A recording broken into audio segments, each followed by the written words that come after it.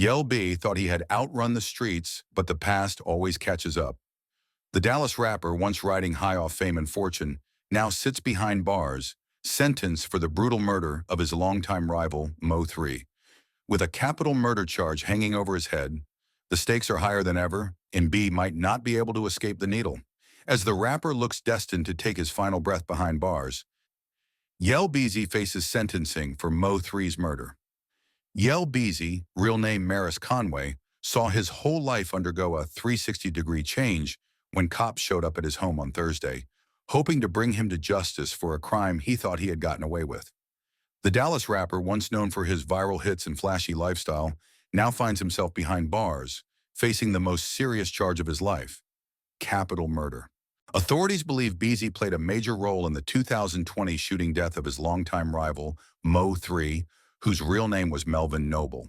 A manhunt is still underway after a deadly shooting along Interstate 35, not far from the Dallas Zoo. Investigators said when the suspect walked up to the victim's car, the victim got out and tried to run away. The suspect shot him in broad daylight, right there on the highway.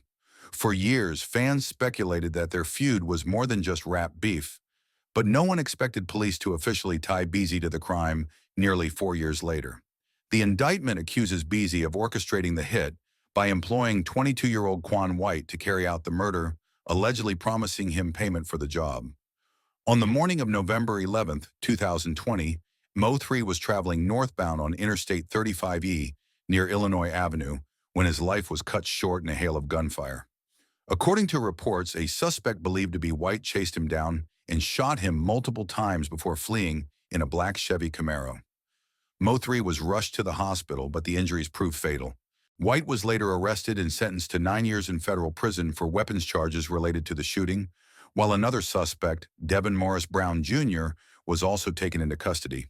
Yet for years, questions remained about who really ordered the hit. That question was finally answered when Dallas authorities made their move against Beezy. The rapper was booked into Dallas County Jail, where he remains held on a $2 million bond.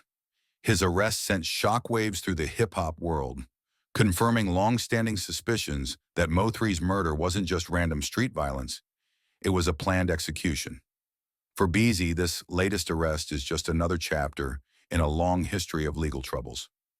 Even before the indictment, he had racked up multiple run-ins with the law, including gun charges, a single assault allegation, and even a child endangerment case.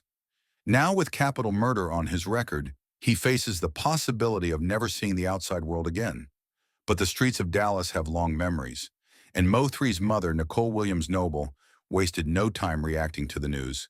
She took to Facebook shortly after Beezy's arrest, calling it justice and saying that she could finally have peace.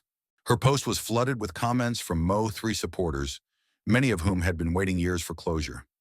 Meanwhile, Yella Beezy carried himself like a man who believed he was untouchable. In the aftermath of Mo 3's murder, he showed no signs of worry, moving as if he had nothing to do with it. Despite the streets buzzing with rumors about his involvement, he never changed his ways. Instead of laying low, he kept up his flashy lifestyle, flexing on Instagram with stacks of money, luxury jewelry, and high-end cars, acting like the tragedy hadn't fazed him. Even when his name was thrown into the mix, he remained arrogant, convinced there wasn't enough evidence to take him down.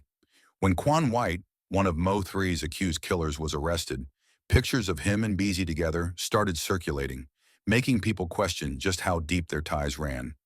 Yet Beezy brushed it off. If anything, he seemed to be taunting Mo 3 supporters. At the start of 2021, he posted a video to Instagram celebrating the new year by saying he was putting his haters in the dirt, a statement many believed was a subliminal shot at Mo 3 and his fans. This wasn't just rap beef. It was a chilling display of confidence, like he thought he had already won. But the walls were closing in. In February 2021, Beezy was caught slipping when undercover officers arrested him, finding 5 firearms in a bulletproof SUV. He was moving like a man prepared for war, but instead of getting the message that the authorities were watching, he kept playing the game recklessly. His old rival and Yella's friend, Trap Boy Freddy, also kept the flames alive, dropping diss tracks mocking Mo 3's death and making it clear that their side had no remorse. But now, with a capital murder charge hanging over his head, Yella Beezy's future looks bleak. If convicted, he could be facing life in prison, or worse. And while the streets of Dallas were dangerous, the prison system comes with its own set of risks. Beezy won't just be another high-profile inmate, he'll be a marked man. Mo3's name still holds weight, and there's no telling who might be waiting for the chance to settle old scores behind bars. As Beezy steps into his new reality behind bars, he'll have enough time to think about how his actions in an unnecessary feud with Mo3 led to him losing everything. Inside the Yella Beezy versus Mo3 beef. The streets of Dallas weren't always divided between Yella Beezy and Mo3. Once there was a time when the city's rising rap stars coexisted, taking pictures together, supporting one another, and sharing the same stages. But when fame and fortune started rolling in, so did old street politics, jealousy, and resentment. Mo3, a street-savvy artist with gritty storytelling ability, made it clear that his rapid rise in the industry brought unseen enemies out of the woodwork. According to him, his success had made people from his past drag their grudges into the rap game. Even legendary Baton Rouge rapper Boosie Badazz was drawn into the mix. At first, Boosie seemed to be a neutral player, fascinated by the talent Dallas had to offer. He took a particular interest in Mo3, appearing in vlogs with him, expressing admiration, and even collaborating on music. Mo3 accepted this cosign, adopting the moniker Mo3 Badazz as a tribute to Boosie. Meanwhile, Yella Beezy was making strides in his own right. His street anthem, That's On Me, was generating buzz, and by the time he hit Sway's TV for an interview, he confidently listed the top rappers in Dallas, including himself, Mo3, Trap Boy Freddy, Go Yayo, and Lil Ron. At this point, things seemed cordial, if not outright friendly. However, as the industry spotlight grew brighter, the cracks began to show. In a May 2017 interview, Mo3 admitted that he and Yella Beezy had a misunderstanding, but claimed it had been resolved. He explained that they had met up in Dallas and squashed their issues, attributing the tension to miscommunication, possibly over a woman. Yella Beezy echoed the same sentiment in a later interview, suggesting that a female had stirred up drama between them. But despite their words, the peace wouldn't last long. As both artists gained more notoriety, the tension between them grew. Industry insiders noted that Mo3's rapid success often put him at odds with other local artists. Things took a deadly turn on May 27, 2017, when Mo3 attended a concert at Club Phantom in Fort Worth. What was meant to be a night of celebration ended in tragedy when gunfire erupted just before 4 a.m. A 31-year-old man, Hector Wilkins, known in the streets as Lil Half, was shot in the torso and later died in the hospital. Authorities immediately suspected a gang-related killing. Not long after, Mo3 found himself behind bars in a dramatic early morning raid at his home. In a later interview, Mo3 recalled the terrifying moment. I heard a knock at the door. I mean, it was just me and my son. I heard beating at the door. Boom, boom. I'm like, before I even walked to the door, it hit me. I knew, like, oh, okay. They were going to kick it in, so I was like, hold up. So right when I opened the door, it's AR-15s, big flashlights in me and my son's face. Police charged him with aggravated assault with a deadly weapon and slapped him with a $100,000 bond. Behind bars, Mo3 didn't let the situation shake him. In a phone interview, he joked that police treated him like a celebrity, letting him drive his own truck to jail and even stopping at McDonald's on the way. Mo3 would later reveal that he spent over $90,000 in legal fees trying to beat the case, leaving him broke. He claimed that police had arrested him based on rumors circulating on social media. Ultimately, the charges were dropped due to lack of evidence. As tensions between Mo3 and his contemporaries in the Dallas scene intensified, comedian Roy Lee found himself caught in the crossfire. Known for his humor and unfiltered takes, Roy Lee publicly called out the beef between the rappers, claiming that it was Mo3 against the entire Dallas-Fort Worth area. He often joked about the situation, but his words may have gone too far. Lee and Mo3 were very good friends, and it wasn't surprising that Lee supported him and started making jokes about his rivals. However, one person who didn't take this lightly was Yella Beezy. Roy Lee threw shade at Yella Beezy in a real-life interview, mocking Beezy's claim to be from Oak Cliff, America, and daring him to, "Come on up so we can rob you." This disrespect sparked a fight between Roy Lee and Yella Beezy at King of Diamonds nightclub in August 2017.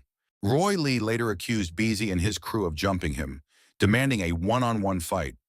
"I did an interview and I was talking. I ain't lying. The interview, you understand me? This beef ain't got nothing to do with nobody else but Yella Beezy and Roy Lee. This little boxing match ain't got nothing to do with nobody else." In subsequent interviews, Roy Lee continued to taunt Beezy, calling him a bitch, questioning his Oak Cliff roots, and even threatening to involve people's mothers and grandmothers. Roy Lee's relentless mockery escalated tensions, with Beezy refusing to fight him directly. The feud highlighted the growing animosity in Dallas's rap scene, with Roy Lee's comedic jabs adding fuel to an already volatile rivalry. In September 2018, Roy Lee was shot in the leg while sitting in a parking lot. Initially, it seemed like he would recover. He continued performing comedy shows and even posted social media videos about the shooting. However, a week later, complications arose, and Roy Lee succumbed to blood clots that had formed due to his injuries. Mo3 took Roy Lee's death personally. In an emotional interview with No Jumper, he showed off a chain dedicated to his fallen friend, saying, "He wasn't supposed to die like that. He was a comedian." Although nobody was saying it out loud, many people believed Yella Beezy was responsible for Lee's death. On October 14, 2018, just days after the death of Roy Lee, Yella Beezy found himself the target of a violent ambush that nearly took his life. In the early hours of the morning, while driving along the Sam Rayburn Tollway, a car pulled up alongside him and unloaded more than a dozen shots into his vehicle. Hit multiple times, Beezy miraculously survived, though his injuries were severe. Authorities quickly responded to the scene, finding Beezy wounded but still conscious. He was rushed to a nearby hospital where he received emergency treatment. The news of his shooting spread rapidly, with fans and fellow rappers flooding social media with reactions. Many speculated that this was a direct retaliation for Roy Lee's death, given the tension brewing in the city. In an interview with The Breakfast Club, Beezy later recalled the terrifying moment. "I find my phone, open the door, I get out the car, I start running. You know what I'm saying? I get out the car, I started running." When asked if they were chasing him, he replied, "I think they were gone. You know what I'm saying? But I ain't know. Like I just know somebody came up inside, shot me." As Beezy recovered, Mo3 remained silent about the incident. When pressed in interviews, he dodged questions about the shooting, making it clear he had no intention of discussing the situation publicly. While Beezy was recovering from his injuries, another incident further escalated the war between him and Mo3. In July 2019, both rappers were booked to perform at the Unruly Citizens Festival at the Ford Center. However, when Mo3 arrived at the venue, he was met by police officers who informed him he would not be allowed to enter. Meanwhile, Yella Beezy was permitted to perform without issue. Outraged, Mo3 took to Instagram Live to vent his frustration. He got me banned because you had beef with a rapper? I don't have beef with..." Well, that's what him and his team is saying. Him and his team are telling us that they don't want to be near you. However, Yella Beezy quickly fired back, dismissing Mo3's claims as desperate attempts for clout. According to Beezy, Mo3 was never actually booked to perform at the festival in the first place. "Man, stop playing," Beezy scoffed in his response. "Ain't nobody on the same flyer as me?" The back and forth didn't stop there. Trap Boy Freddy, another Dallas rapper aligned with Beezy, chimed in as well, mocking Mo3 for supposedly faking an arrest to gain attention. "Be careful, look at the flyer. He wants to be relevant," Freddy laughed. 2 days after the festival, Beezy appeared on Vlad TV, where he was asked about the incident. When Vlad mentioned Mo3's name, Beezy smirked and replied, "Who? Mo3? I don't know who that is." This blatant dismissal only fueled Mo3's anger, leading him to release the track, "Let Me Find Out," in which he directly called out Beezy. The diss track was a turning point. No longer just jabs in interviews, Mo3 was now making it clear that he saw Beezy as an enemy. The feud had officially crossed into full-blown warfare.